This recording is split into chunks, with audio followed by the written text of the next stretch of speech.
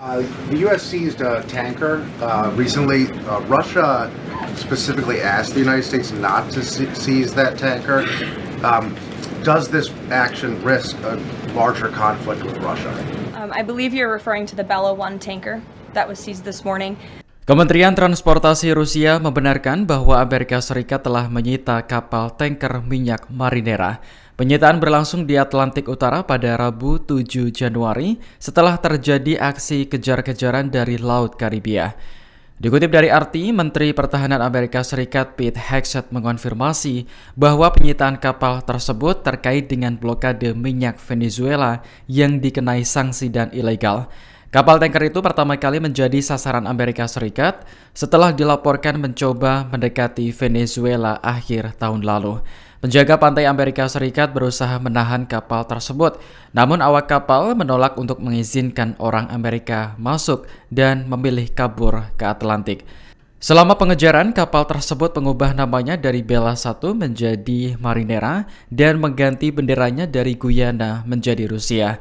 Kementerian Transportasi Rusia menyatakan bahwa Marinera telah menerima izin sementara untuk mengibarkan bendera nasional pada tanggal 24 Desember. Moskow menuduh Amerika Serikat melanggar konvensi PBB tentang hukum laut yang menjamin kebebasan navigasi di perairan internasional. Pasalnya, saat penyitaan berlangsung, Marinera berada di luar perairan teritorial negara manapun. Rusia sebenarnya sudah mengerahkan kapal perang untuk mengawal Marinera, namun Amerika masih saja nekat menyita. Sekretaris Pers Gedung Putih Caroline Leavitt dalam konferensi pers pada Rabu mengatakan kapal tanker itu adalah armada bayangan Venezuela dan dianggap tidak memiliki kewarganegaraan. The U.S. seized a tanker recently. Russia specifically asked the United States not to seize that tanker. Does this action risk a larger conflict with Russia? I believe you're referring to the Bella 1 tanker that was seized this morning. The Department of Justice and the Department of Homeland Security, in coordination with the Department of War, did announce that seizure this morning for violations of U.S. sanctions.